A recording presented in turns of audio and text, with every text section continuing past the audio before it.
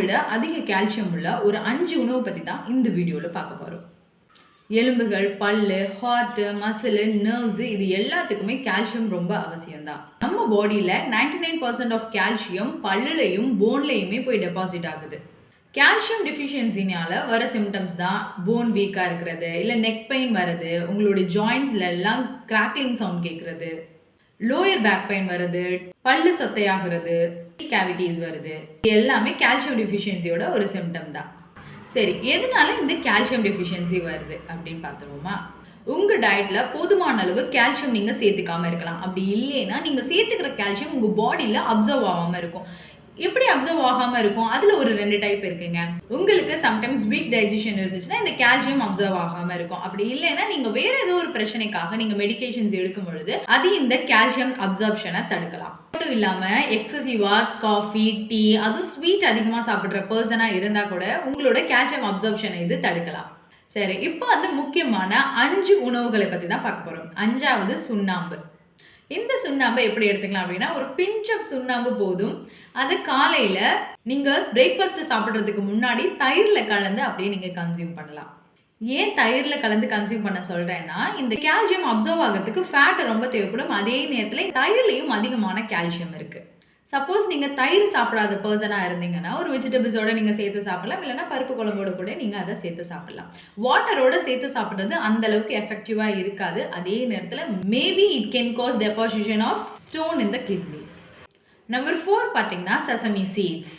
ஒரு 100 ml of மில்கில் 125 milligram of calcium இருக்குது. அதே 100 கிராம் ஆஃப் செசமி சீட்ஸில் 975 milligram ஆஃப் கால்சியம் இருக்குது.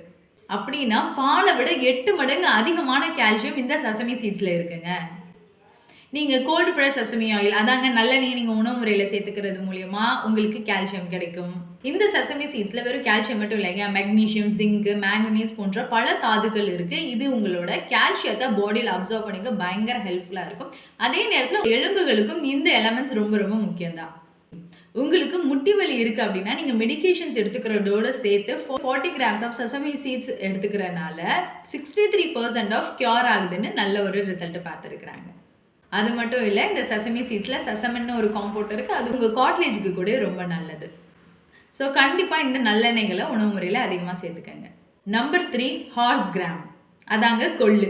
இருக்கிற தானிய வகைகளே அதிகமான கால்சியம் இருக்கிறது இந்த கொள்ளு தான். நம்பர் 2 ராகி. 100 கிராம் ஆஃப் கோதுமையில் 34 milligram ஆஃப் கால்சியம் இருக்குது. அதே 100 கிராம் ஆஃப் ரைஸில் 10 milligram ஆஃப் கால்சியம் இருக்குது.